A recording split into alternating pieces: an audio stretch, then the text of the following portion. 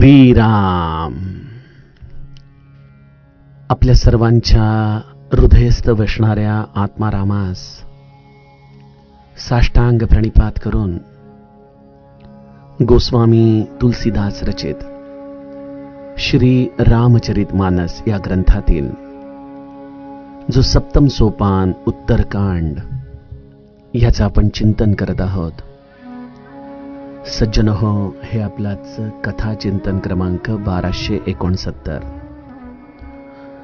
आपण गेल्या चिंतन प्रवाहामध्ये गरुड आणि भुशुंडीजींचा हा संवाद अभ्यासत होतो. मला हा गरुड भुशुंडी संवाद ऐकत असताना वारंवार नाथ भागवताची आठवण येते. नाथ भागवताचा हा 11वा स्कंध, ज्यामध्ये पहिल्या अध्यायापासूनच श्रीकृष्ण आपल्या या अवतार समाप्तीची वेध आपल्याला सांगू लागतो. सोबत उद्धव आहे चर्चेला, संवादाला, आणि भगवंत आपला अंतःकरण उघडून जणू काही समस्त परमार्थ उद्धवाला सांगतोय. आणि त्या भगवंताच्या वाणीला प्राकृताच्या सौंदर्याने नाथांनी सजवलेलं आहे. काय विलक्षण उपमा, काय अलंकार, किती नाना रत्न या नाथ भागवतामध्ये नाथांनी आपल्या समोर ठेवलेली आहेत. परंतु या संवादाची एक गंमत अशी आहे की जेव्हा जेव्हा अध्याय संपायला येतो तेव्हा तेव्हा हळूहळू जसा श्रीकृष्ण मौन व्हायला लागतो तसा उद्धवाच्या हृदयामध्ये गलबला सुरू होतोय. जरी तो व्यक्त होत नसला तरी तो लगेच काहीतरी शंका काढून, काहीतरी प्रश्न विचारून भगवंताला बोलतं ठेवतोय की बस भगवंता, अवतार कार्य संपायचं नाव घेऊ नकोस. तू माझ्याशी संवाद करत राहा.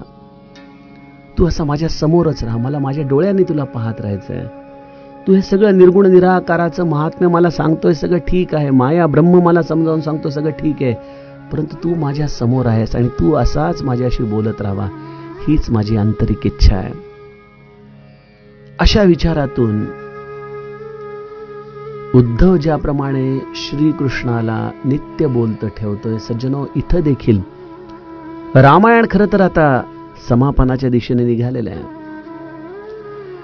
पहिल्यांदा विचारलेल्या सगळ्या प्रश्नांची अत्यंत समर्पक उत्तर गरुडाला प्राप्त झालेली आहेत आणि तो स्वतः मान्य देखील करतो की आता माझा मोह, संशय, भ्रम सगळं काही गेलं.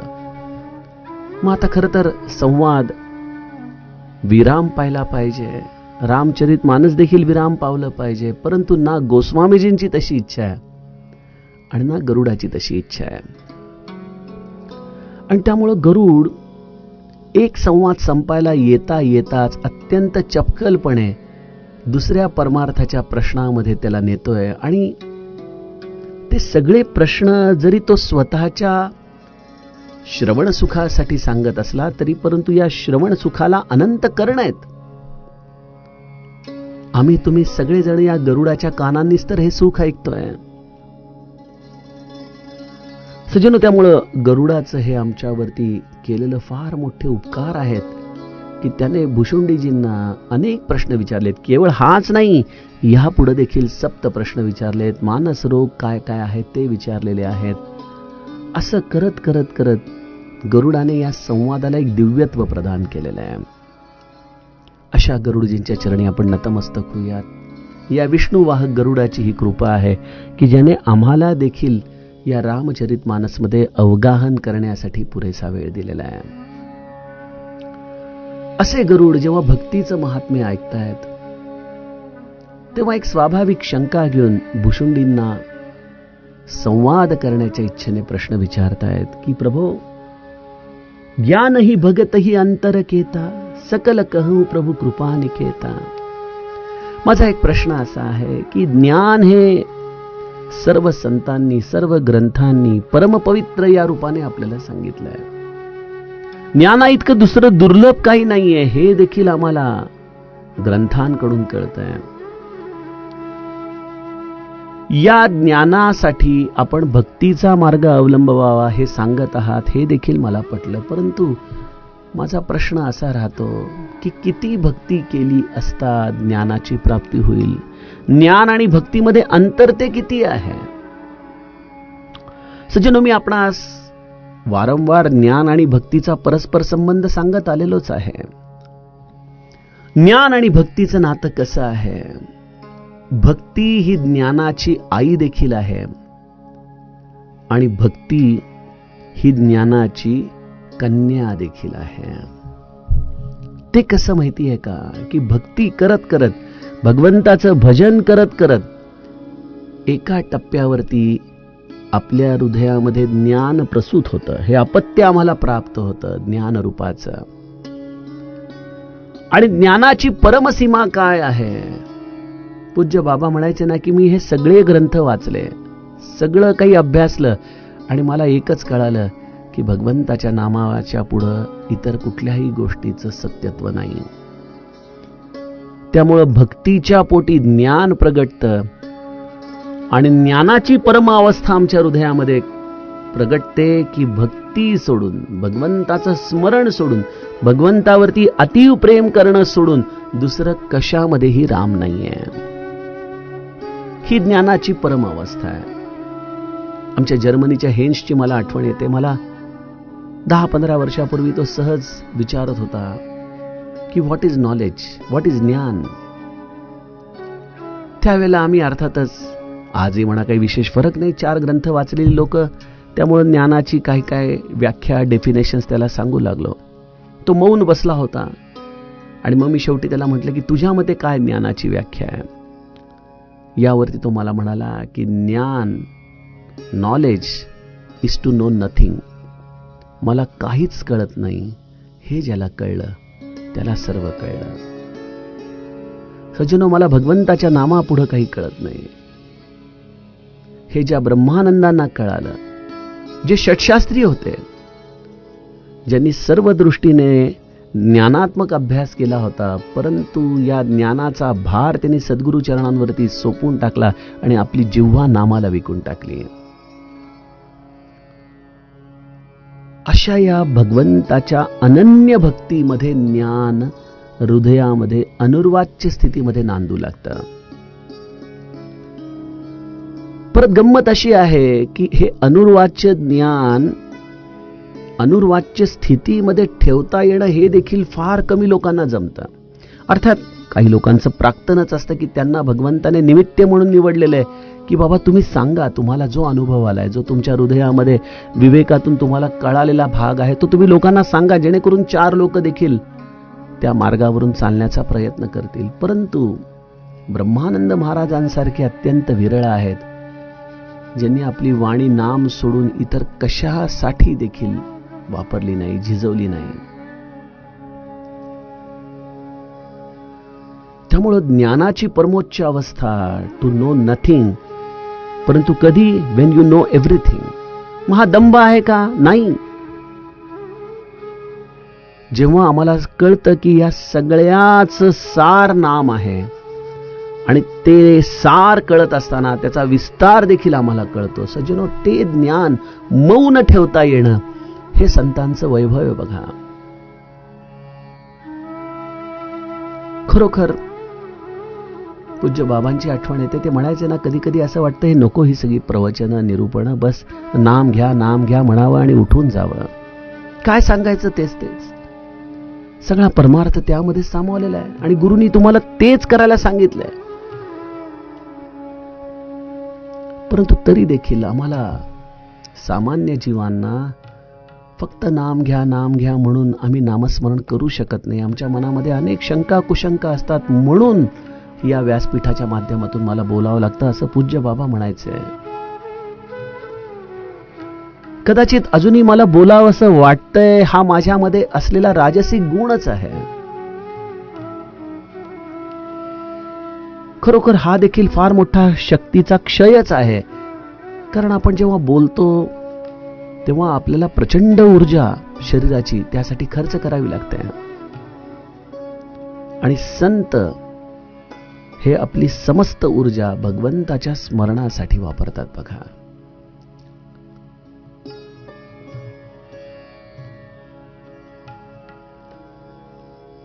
नामामध्ये एक असा टप्पा येतो की जिथं असं वाटतं की आता बस काही बोलूच नाही, काहीच बोलू नये. ज्ञानदेवा मौन जपमाळ अंतरी, धरोनी श्रीहरी जपे सदा. बस विचार नको, जपमाळ देखील नको हातामध्ये. बस आपल्या श्वासांच्या लयीमध्ये संत पडून राहावं आणि राम हमारा जप करे हम बैठे आराम, अशा पद्धतीने आपण आपल्या मनात स्वतःच्या स्वतःमध्येच रमावं. ही ज्ञानाची केवढी विलक्षण अवस्था आहे सज्जनो.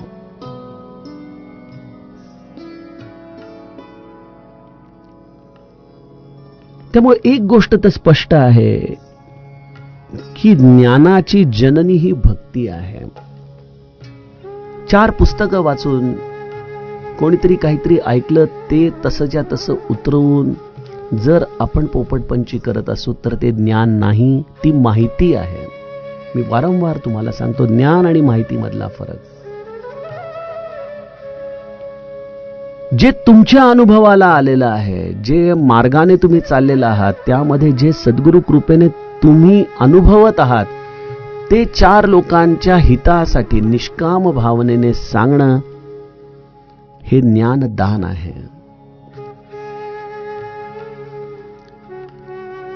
आणि त्या ज्ञानाला तद्रूपतेने जगणार विज्ञान हे संत हृदय आहे. त्यामुळे भक्ती ही जननी आहे हे लक्षात घ्या. आणि त्या भक्तीचं असलेलं हे नातू म्हणजे देखील भक्तीच आहे, जी आम्हाला मौन धारण करून समस्त गोष्टींचा त्याग करून केवळ नाम घे या भूमिकेपर्यंत घेऊन येते. त्यामुळे हे एक प्रकारे वर्तुळ आहे. जसं वर्तुळाच्या एका बिंदूवरून सुरू करावं आणि परत आपण त्याच बिंदूवरती येऊन थांबावं. मग यामध्ये अंतर काय आहे? भक्ती आणि ज्ञानामध्ये अंतर काय आहे? आणि हेच नेमकं गोस्वामीजी सांगतात, भगतिहि ज्ञानहि नहीं कछु भेदा. बघा, आपल्याला लहानपणापासून भूमिती शिकवली जाते. भूमितीचा एक सिद्धांत असा आहे की एका बिंदूमधून असंख्य रेषा जाऊ शकतात, एका बिंदूमधून अगणित रेषा जाऊ शकतात, ज्याला इन्फिनिटी म्हणतो. तेवढ्या रेषा एका बिंदूला छेदून जाऊ शकतात. ठीक आहे. परंतु जेव्हा 2 बिंदू असतात तेव्हा 2 बिंदूंना जोडणारी नेहमी केवळ एकच रेष असते. किती सुंदर सिद्धांत आहे हा. जर परमार्थामध्ये लावला आणि भक्ती आणि ज्ञान हे एका बिंदूमध्ये येऊन स्थिरावले की त्यामध्ये विज्ञानाचं दालन आमच्यासाठी उघड होतं. अनंत गोष्टी न कळेची कळो येईल उगले, नामे या विठ्ठले एकाचिया. ज्ञान आणि भक्तीतलं अंतर शून्य झालं की त्या एका बिंदूमधून अनंत ज्ञानाची किरणं उमलतात. परंतु जोपर्यंत मी जीव आहे आणि हे भगवंत कोणीतरी वेगळा आहे,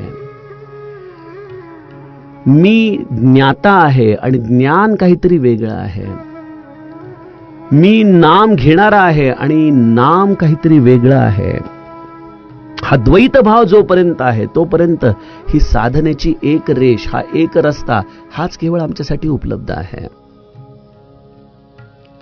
परंतु हे जसं जसं अंतर कमी होत राहतं तसं तसं देखील एकच रेषा राहते. परंतु जसं एखाद्या थंड हवेच्या ठिकाणी आपण पोचलो नाहीये, परंतु त्याच्या जवळपास जाताच जसं हवेमध्ये गारवा जाणवू लागतो, त्याप्रमाणे सज्जनो, ज्ञान आणि भक्तीमधलं अंतर जसं जसं कमी होऊ लागतं आमच्या जीवनामध्ये एक समाधान, एक शीतलता, एक ज्ञानाची असलेली धीर गंभीर अवस्था आमच्या अंतःकरणामध्ये आम्ही जाणवू शकतो.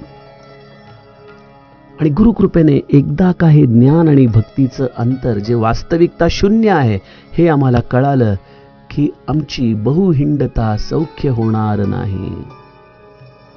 ही समर्थांच्या बोधाची अवस्था आम्हाला आचरणात आणता येते की आता कुठं जायचंय, काय ऐकायचंय, काय समजून घ्यायचंय.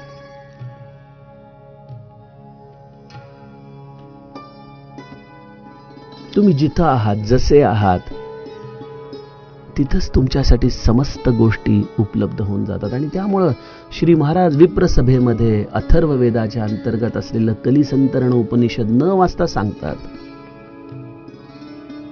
काल मला असाच एक वैयक्तिक अनुभव आला. सज्जनो, आता आपली सोमनाथची कथा आहे, माझं काही चिंतन चालू होतं आणि आमचे चंद्रतनय दादा, एक अधिकारी संत, सहज मी त्यांच्याशी संवाद करत होतो आणि मी माझ्या मनातला प्रश्न परमार्थातला त्यांना विचारला. ते कुठेतरी परगावी होते. रामचरितमानस हा त्यांचा नित्य अध्ययनाचा ग्रंथ नाही, परंतु क्षणामध्ये त्यांनी मला चौपायाच्या चौपाया म्हणून दाखवायला सुरुवात केली. मी अचंबित झालो, अवाक झालो, स्तंभित झालो. एवढा हा वेदांताचा अभ्यासक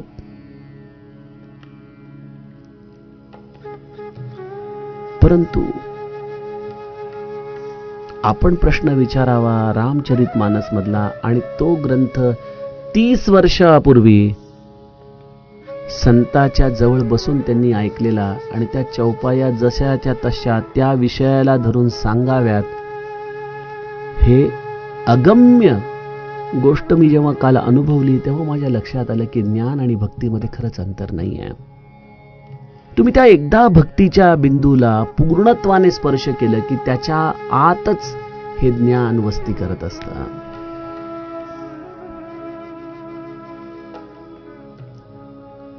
गोस्वामीजी म्हणतात, उभय हरहि भव संभव खेदा.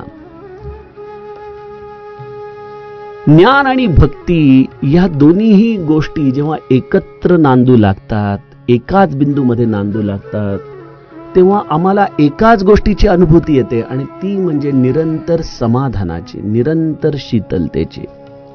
बघा, तुम्ही खूप ज्ञानी आहात, परंतु तुमच्या हृदयामध्ये भक्तीचा अभाव आहे. ज्ञानी शुष्क असतो सज्जनो, ज्ञानी आग्रही असतो, दुराग्रही असतो, ज्ञानी विवादी असतो, ज्ञानी मत्सरी देखील असतो.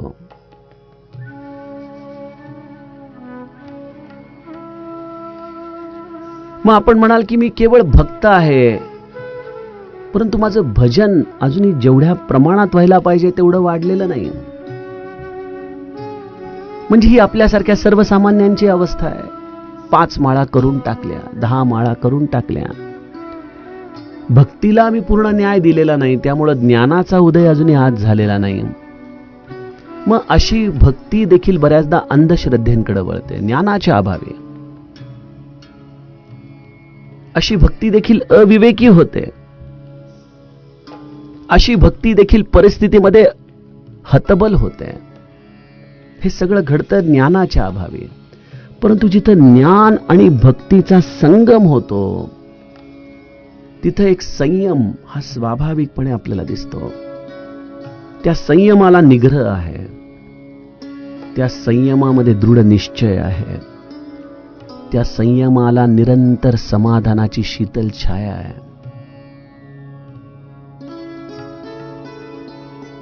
आणि अशा हा ज्ञान भक्तीचा संगम ज्याच्या जीवनात येतो, गोस्वामीजी म्हणतात, जेव्हा या दोन्ही गोष्टी एकत्रितपणे प्राप्त होतात तेव्हा एक महत्वाचा सिद्धांत लागू होतो, उभय हरई भव संभव खेदा. हा जो आम्हाला भवरोग झालेला आहे, जे या विश्वाच्या अस्तित्वाला आम्ही सत्य मानून बसलो, आणि त्यामुळेच आमच्या हृदयामध्ये ह्या ज्या नाना भ्रांती निर्माण झालेल्या आहेत, त्या समस्त भ्रांती लयाला जातात. बघा, ब्रह्मानंद महाराज किती सूचकपणे आम्हाला हे सांगतात, पळविली भ्रांती राहोनिया चित्ती, ब्रह्मानंद स्तुती काय करू. कोण राहिले ब्रह्मानंदांच्या हृदयात?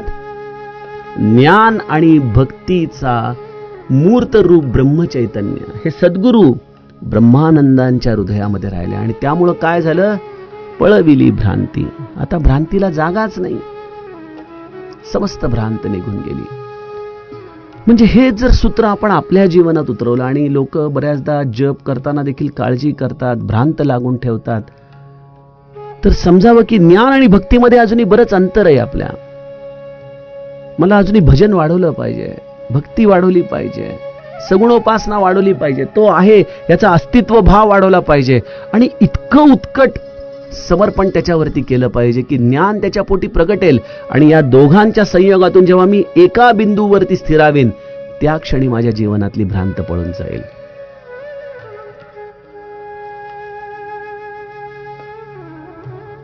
काय होतं नेमकं? आम्ही भक्ती करतोय, कदाचित उत्कट देखील भक्ती करतोय आम्ही, परंतु तरी देखील आमच्या जीवनात निर्भयता नाही, आमच्या जीवनातली काळजी संपत नाही, आमच्या जीवनातली भ्रांत संपत नाही. मग आपण म्हणाल, हो तुम्ही म्हणता भक्तीने हे सगळं होतं, परंतु आम्हाला तर काही तसा अनुभव नाहीये, आम्ही तर काही तसं ते अनुभवलेलं नाहीये. सज्जनो, ते अनुभवण्यामध्ये देखील आमच्याकडून काहीतरी कमी पडतंय याचं उत्तर आम्हाला गोस्वामीजी इथं देऊ लागतात. गोस्वामी म्हणतात ज्ञान, वैराग्य, योग आणि विज्ञान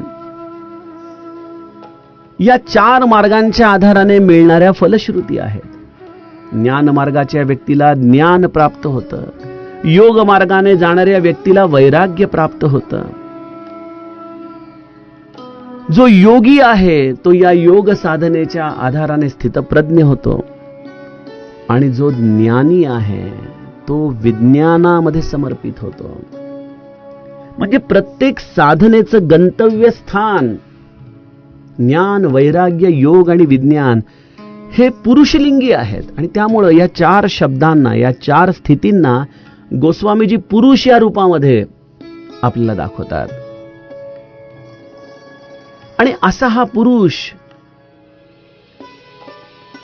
जो सर्व प्रकाराने प्रबल आहे, जसं आपण बघतो ज्या काळामध्ये समर्थांनी हे लिहिलेलं आहे, ज्या काळामध्ये गोस्वामीजी हे लिहित आहेत, ती पुरुष प्रधान संस्कृती आहे आणि त्यामुळं आजच्या रेफरन्सनी लगेच या संतांवरती टीका करायला जाऊ नका, समजून घ्या त्यांना काय सांगायचंय. या 4 गंतव्याच्या स्थिती या पुरुषाप्रमाणे समर्थ आहेत, त्या प्रतापी आहेत, त्या प्रबल आहेत. परंतु गंमत अशी आहे की ही माया नामक जी स्त्रीलिंगी अशी अवस्था या भगवंताची निजशक्ती रूपाने निर्माण झालेली आहे, ती माया ही फसवणारी आहे. तिला स्वतःचं काही बळ नाही, परंतु ती आपल्या या मोहिनी रूपाने या ज्ञान, विज्ञान, वैराग्य आणि योग या पुरुषांना विकल करून टाकते आणि ती जातीनेच, जन्मानेच जड आहे आणि त्यामुळे या अशा मायावी गोष्टींमध्ये जेव्हा हा ज्ञान, विज्ञान, वैराग्य, योग रूपी पुरुष अडकतो त्या क्षणी तो आपलं साधन घालवून बसतो, साधन भ्रष्ट होऊन जातो. लक्षात येतोय मुद्दा? म्हणजे आम्हाला जे ह्या भक्तीची उत्कटता करण्यासाठी निर्धार लागतो, आम्ही त्या मार्गावरती अखंडित चालू शकत नाही, कारण जसं आम्ही तो निश्चय करतो त्या क्षणी माया देखील आम्हाला फसवण्यासाठी सजग होऊन जाते. कुठल्या ना कुठल्या तरी टप्प्यावरती ती कुठलं ना कुठलं तरी रूप धारण करून आमच्या समोर येते. कधी काम रूपामध्ये येते, तर कधी क्रोध रूपामध्ये येते, कधी मद रूपाने येते, तर कधी मोह रूपाने येते, कधी मत्सर रूपाने येते. अशा वेगवेगळ्या रूपांमध्ये ही माया जणू काही आमची वाट पाहत दबा धरून बसलेली असते आणि जशी आमच्या भक्ती मार्गावरती कुठंतरी थोडासा आम्ही विश्राम घेण्याचा विचार करतो, त्या क्षणी ती माया आमच्यावरती हल्ला करते आणि आम्हाला फसवून टाकते, गुंतवून टाकते, एका चकव्यामध्ये हरवून टाकते. म्हणून हनुमंत जेव्हा लंकेकडे निघालेला आहे, जलनिधी रघुपती दूत बिचारी, तयमय नाक होई श्रमहारी, हनुमान तेही परसाकर पुनी कीन प्रणाम. अरे बाबा, त्या रामकार्याला निघालोय, तू या सोन्याच्या पर्वतावरती बसून करू काय मी? ते रामकार्य राहील तिथं. अरे थोडा वेळ विश्राम कर बाबा. नको, तुझा थोड्या वेळाचा विश्राम देखील आयुष्यभर फसवणारा आहे. म्हणून हनुमंताने त्याचा निराधार केला नाही, त्याला केवळ स्पर्श केला आणि हनुमंत आपल्या रामकार्यासाठी निघून गेला. यातून काय शिकवतोय हनुमंत आम्हाला? की हे कनक, हे कांचन, या सगळ्या गोष्टी तुम्हाला तुमच्या साधन मार्गावरती भ्रष्ट करण्यासाठी आतुर असतात. आपण म्हणाल म्हणजे याचा अर्थ स्त्री, पैसा या सगळ्यांशी आपण जरा हटकूनच राहिलं पाहिजे. गोस्वामीजींनी याला अतिशय सुंदर पद्धतीने आपल्याला समजावून सांगितलं की बिबस होई हरी जान, नारी विष्णू माया प्रगट. ही भगवंताची माया, ही विष्णूची मायाच स्त्री रूपाने प्रगट झालेली आहे. त्यामुळे एखाद्या व्यक्तीला दोष देण्यामध्ये, एखाद्या व्यक्तीच्या विषयी दुराग्रही भूमिका घेणं, हे देखील माया तुमच्यावरती आरूढ झाल्याचंच लक्षण आहे. कारण ती प्रत्यक्ष भगवंताची शक्ती स्त्री रूपाने आपल्या अवतीभोवती फिरत आहे आणि ती तुम्हाला तुमच्या निर्धारापासून वारंवार मागे खेचत असते. मग ज्याला साधू व्हायचं आहे, ज्याला या भक्ती मार्गावरती सदैव आरूढ व्हायचं आहे, त्याच्यासाठी एकच गोष्ट राहते, पुरुष त्यागी सक नारी ही जो विरक्त मती धीर. जो वैराग्यवान धीर बुद्धी पुरुष आहे, असा वैराग्यवान धीर बुद्धी पुरुषच या अशा मायारूपी निर्बल जड स्त्रीचा त्याग करू शकतो. इथं स्त्री म्हणजे केवळ एक देह, एक व्यक्ती या रूपाने घेऊ नका. आणि ते केवळ पुरुषापुरतच मर्यादित नाहीये. जी स्त्री देखील परमार्थाच्या मार्गाने पुढे जात आहे, तिच्यासाठी देखील ही माया अशाच पद्धतीने वेगवेगळ्या या विकारांच्या आधाराने अवतीभोवती जाळं विणत असते. आणि त्यामुळे संत आम्हाला सदैव सावधानता, सावधानता, सावधानता.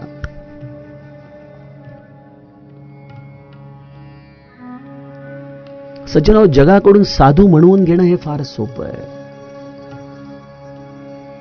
परंतु अंतरंगामधून आपण साधू आहोत हे जाणणं फार अवघड आहे. मी तुम्हाला ती कथा सांगायचो ना की एका साधूला नेहमी गंगा स्नानाला जाताना एक वेश्या विचारायची, ए साधू, तू खरा क्या खोटा? साधू फक्त बघायचा, मान खाली घालून निघून जायचा. असं कित्येक दिवस त्याचं ही वहिवाट चालू होती. एक दिवशी साधूने देह ठेवला. त्याचा मृतदेह अंत्यसंस्कारासाठी गंगा किनारी आणत असताना त्या वेश्येच्याच दरवाज्यावरून जातोय आणि वेश्या त्या पार्थिवाचं दर्शन घेताना पुन्हा तोच प्रश्न विचारते, अरे साधू, अभी तो बता, तू खरा क्या खोटा? आणि त्या पार्थिवावरून, त्या तिरडीवरून साधू उठून बसतो आणि म्हणतो, मैं खरा ही हूं, मैं खरा ही हूं. वेश्या म्हणते, फिर इतना देर क्यों लगाई? मैं हर दिन पूछती थी. साधू म्हणतो, तेव्हा मी देहात होतो आणि म्हणून मी साधू हे सांगितलं नाही. कारण तू माझं साधुत्व सहज मान्य केलं असतं, परंतु न जाणे तुला मुखाने मी साधू आहे म्हटल्यामुळं मी माझं साधुत्व गमावून बसलो असतो. सज्जनो, परमार्थामध्ये या मायारूपी या निर्बल स्त्रीच्या जाळ्यातून सुटण्यासाठी वैराग्यवान आणि धीरबुद्धी पुरुष हा सापडणं अत्यंत विरळ आहे. सामान्य जीव हा मोहग्रस्त आहे. त्याच्यामध्ये अनंत कामना आहेत. कधी कधी सात्विक पडदा घालून ती कामना आमच्या समोर येते आणि आम्हाला नकळतपणे तिच्या जाळ्यामध्ये ओढून घेते. त्यामुळे हा मार्ग भक्तीचा निरंतर चालत राहणं हे जीवाला स्वतःच्या शक्तीने अनेकदा अवघड पडतं. म्हणून गुरुचरण घट्ट धरायचे, म्हणून अनुग्रहाच्या छत्रछायेखाली साधना करण्याचा प्रयत्न करायचा. जरी आमच्याकडून चुका झाल्या, जरी आम्ही या षड्विकारांमध्ये अनुग्रहाच्या पश्चात देखील लपेटलो गेलो, तरी एक संधी आहे की गुरु आम्हाला कुठल्याही अवस्थेमधून पुन्हा बाहेर काढू शकतो. पण जर गुरु बळच नसेल तर आम्हाला परत येण्याचा, या मायेच्या गुंत्यातून सुटण्याचा मार्ग सापडणं हे केवळ अशक्य आहे. अशा गुरुचरणांना सन्मुख राहणं, अशा या रामाच्या चरणांना सन्मुख राहणं, यामध्येच ही निर्भयता, ही धीरबुद्धी सामावलेली आहे. म्हणून भुशुंडी गरुडाला सांगतात की भक्तीशिवाय, गुरुच्या अनुग्रहाशिवाय, रामाच्या सन्मुखतेशिवाय आपण कितीही जरी ज्ञान मिळवलं तरी हे ज्ञान आपल्याला या मायेच्या तडाख्यातून वाचवण्यासाठी उपयोगी येऊ शकत नाही. मायेचा प्रभाव असा आहे की ज्ञानाचे भांडार असलेले मुनी देखील मृगनयनी तरुण स्त्रीच्या चंद्रमुखाला पाहून विवश होतात, तिच्या अधीन जातात. म्हणून हे गरुडजी, आपण भक्तीचा साधा सोपा मार्ग गुरुकृपेच्या छत्रछायेखाली आचरावा. सज्जनो, यातील पुढील टप्पा आपण आता उद्याच्या कथाचिंतनामध्ये बघूया. जानकी जीवन स्मरण जय जय राम.